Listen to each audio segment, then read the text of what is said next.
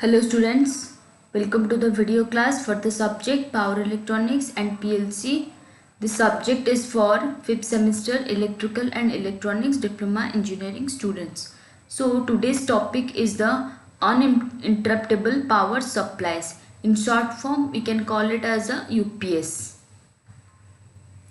In today's class, we will study the working principle of UPS with the block diagrams. Okay. So see, there are several applications where a temporary power failure can cause a great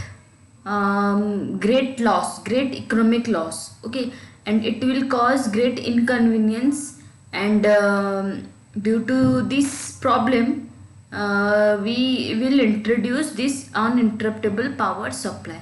Okay, so see, there are several applications where even if there is a temporary power failure can cause a great public inconvenience leading to great or large economic losses. Example is the applications, such applications like computer illustrations, major computer installations, process control in chemical plants, safety monitors, general communication systems, hospital intensive care units, etc. So these are all these are all the examples of such applications where for these critical loads is have a very important role, okay, in the application field. So even if there is a small interruption in the power supply which cause great deal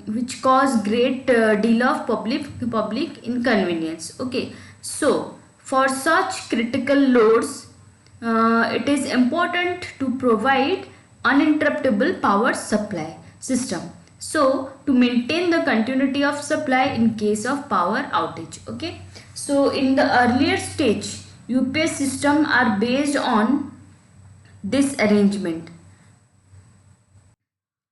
See, this block diagram represent the conventional or old or earlier stage UPS system. In this scheme, this is usually called rotating. Okay, so this block diagram, this given block diagram is called as the rotating type UPS system. In this arrangement consists of DC motor driven alternator. See, this is the DC motor driven alternator. Okay, and the shaft of which is also coupled to diesel engine. This is the diesel engine. Okay, so the three-phase main supply, this is the three-phase main supply. After rectification, for the rectification process, here we will use one rectifier which convert AC to DC. Okay, so the three-phase main supply after rectification charges the battery bank. This is your battery bank. Okay, and feeds the DC motor as well. See, this is the three-phase supply which converted into DC supply after this rectification process, and this DC supply charges this battery bank, and also this DC feeds this DC motor. This is the DC motor here connected here.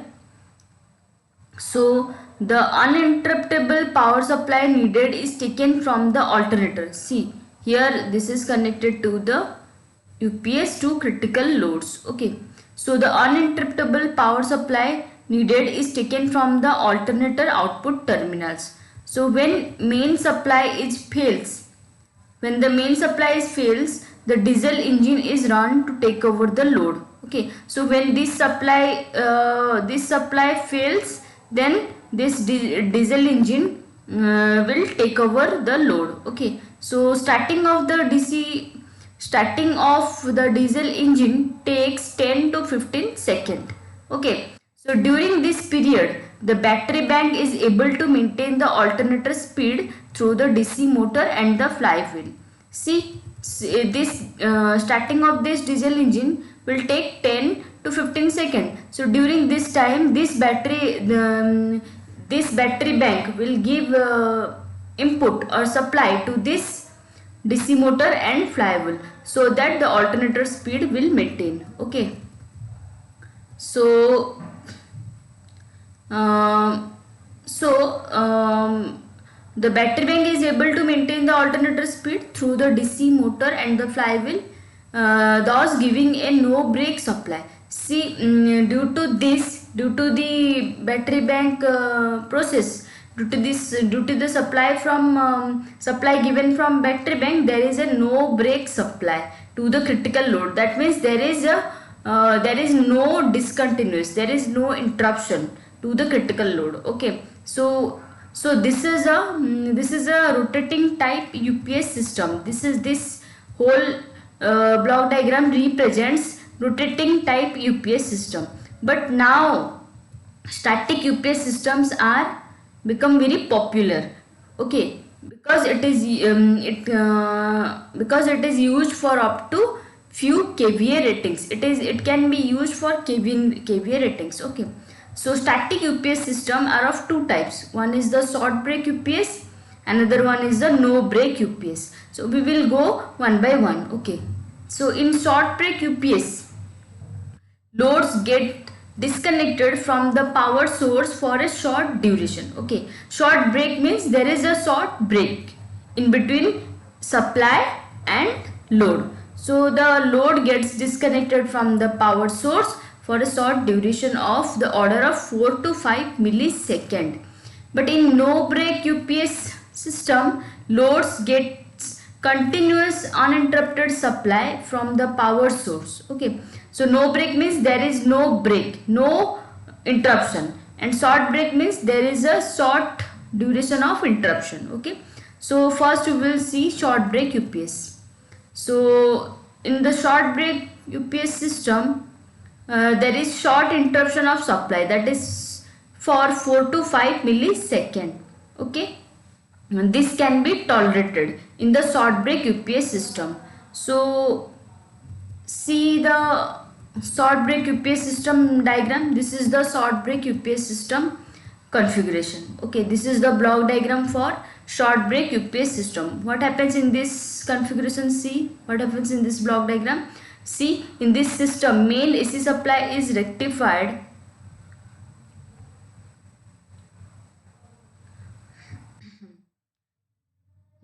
Main AC supply is rectified to DC. This DC output from the rectifier charges the battery and is also converted to AC by an inverter. Okay, so see the diagram here. So this is the main supply. This main supply means main AC supply is converted to DC in this rectifier block, and this DC will charge this battery. Okay, then what happened next? See the block diagram. After passing, see now the whatever the we got DC from the rectifier is charges the batteries and also converted to AC by inverter. See here is one inverter part. This inverter, what it does, it converts DC to AC. Okay, so after passing through the filter, this AC will pass through the filter. This act as a normally off. Okay, so after passing through this filter, AC can be delivered to the load. In case of normally off, contacts are closed. See, this is the contact. This represents switch. This represent also switch. These are represented as static transfer switches. Okay, so after passing through the filter, AC can be delivered to load.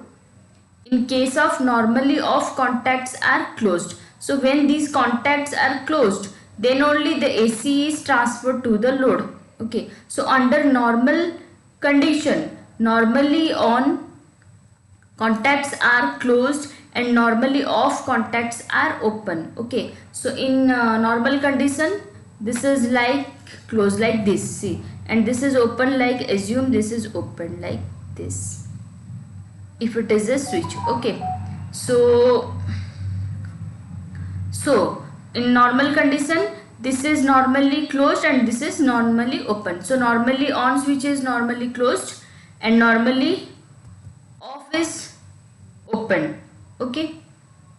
So and the main supply delivers AC power to the load. See the main supply in this path. This is the path. Main supply power. Main AC supply. Main AC supply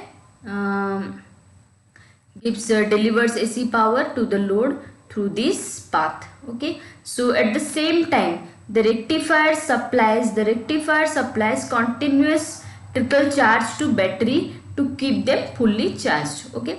See in a normal condition this delivers power to the load, and at the same time this rectifier acted and AC converted to DC, and this DC charge the battery. Okay, so that the battery remain in fully charged condition. So in the event of power outage, what happens? Normally off. This is the normally off. Switch is turned on. Now this is closed during the fault condition or during the power outage case. Okay, so during the power outage this switch is now turned on. Normally off switch is turned on, and the this battery deliver AC power. Okay, this battery deliver AC power to the load through this is the path. Okay, then see when the battery deliver AC power to the critical load through the inverter and filter, a momentary interruption in the supply for 4 to 5 millisecond to the load can be observed in case of lamp and fluorescent tubes are in the part of load. See, when we use lamps or fluorescent tube in the load, we can notice the momentary interruption in the supply. How? See, when normally on switch is opened, the upper switch, this is the normally open switch. So when normally open switch is normally on switch is opened and normally off switch is turned on, lamps will have a transient dip in their illumination, whereas fluorescent tubes will be off momentarily. Okay, and then get turned on. So when the normally on switch is open and normally off switch is closed, so in case of lamp there is a transient dip in their illumination, and in case of fluorescent tube it will be off, momentarily off. Okay, and then turn on again. So when the main AC supply appears, critical loads get connected through the normally on switch to the supply mains. Again a momentary interruption in the illumination is noticed. That means when the supply is back, then again there is a momentary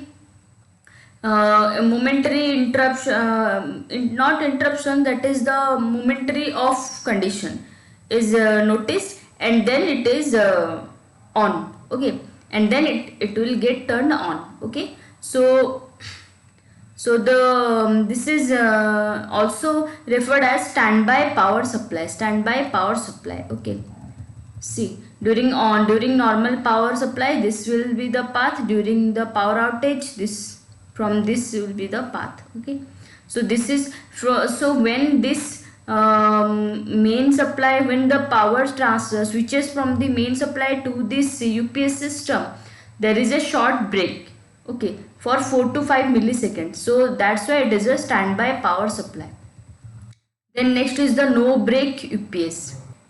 So what happens in no break UPS? See here, when no break supply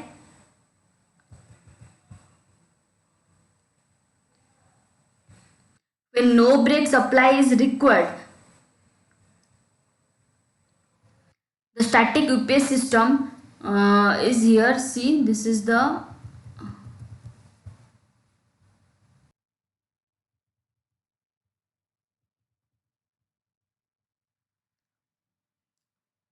this is the no break UPS system block diagram. Okay, how it operates? See here, what is the working principle of this no break UPS system?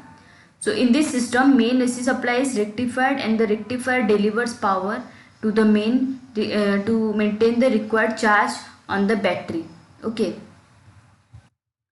see here, this is the main AC supply. This supplies power through this path to the load, and here this main AC supply is rectified and converted into DC, and this DC charges these batteries. Okay, so rectifier also supply power to the inverter continuously, which is then given to AC type load through the filter and normally on switch. Then see, this also gives input to this inverter. Here DC is converted to AC, and this AC through the filter and through the normally on switch delivers to the load. Okay, so here this is the normally on switch. This one is the normally on switch. So, in case of main supply failure, batteries at once take over with no break of the supply to the critical load. So, no dip or discontinuity in the illumination is observed in case of no break UPS system. This configuration has the following advantages. What are the advantages? See here. The inverter can be used to condition the supply delivered to the load. Okay, so inverter is used to condition the supply delivered to the load. Load gets protected from transients in the main AC supply. Inverter output frequency can be maintained at the desired value. So these are the advantages of the no break system. So see, in case of see, this is the how this is a no break UPSC. We give supply from this through the rectifier, then through the inverter, then filter, through the normal on switch to the load. So when there is a failure in the supply, then this battery will take over the load. Okay, instantly. Okay, so see, if there is a failure of inverter, what happens then? In case of inverter failure is detected, the load is switched on. The load is switched on to the main AC supply directly by turning on the normally off static switch and opening the normally on static switch. See, in case there is a failure in the inverter, then this normally on switch is opened and this normally off switch is turned on. Then AC supply delivers power to the load through this path. Okay, through this path. Okay, so see, the transfer of load from inverter to main AC supply takes 4 to 5 millisecond by static transfer switch as compared to 40 to 50 millisecond for mechanical contactor. So if we use your mechanical contactor, it will take 40 to 50 millisecond, but through the static transfer switch it will take 4 to 5 millisecond. So after inverter fault is cleared, uninterruptible power supply is again restored to the load through the normally on switch. The batteries are now recharged from the main supply by adjusting the charger at maximum charge rate, so that batteries are charged to their full capacity in the shortest possible time. So here see, the standby batteries in the UPS system are either nickel cadmium type or lead acid type. Okay, so nickel cadmium type batteries have the following advantages. See, their electrolyte is non-corrosive. Their electrolyte does not emit any explosive gas when charging. So nickel cadmium batteries cannot be damaged by overcharging or discharging. These have therefore longer life. Okay, so the cost of nickel cadmium battery is however 2 to 3 times that of the lead acid batteries. So the time period for which battery or a battery bank can deliver power to load through inverter at the required voltage level depends upon the size of the batteries and the nature of the load. Okay, so this much is about the uninterruptible power supply system. Okay, so go through this video thoroughly and make the note of this section by yourself. Okay.